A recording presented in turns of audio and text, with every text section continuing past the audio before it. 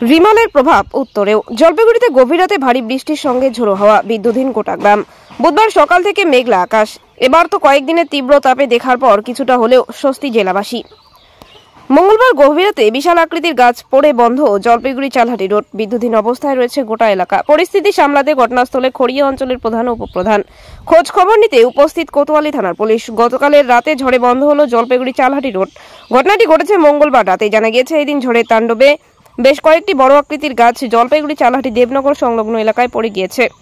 গাছ পড়ে বিদ্যুতের তার ছিঁড়ে পড়ার কারণে বিদ্যুৎহীন অবস্থায় রয়েছে এই এলাকার বাসিন্দারা বলে জানা যায়। রাস্তায় চলাচল একেবারেই বন্ধ হয়ে গিয়েছে।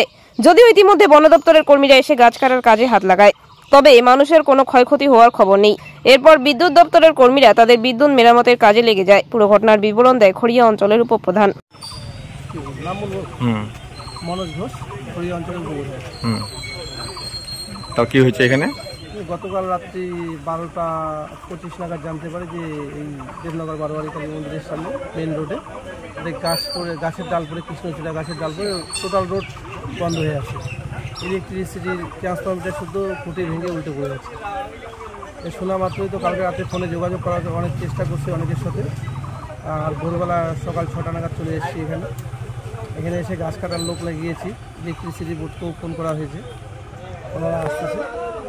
আশা করে এই সমস্ত এগুলা পরিষ্কার করে তারপরেই বাড়ি যেতে হবে। ঠিক হ্যাঁ।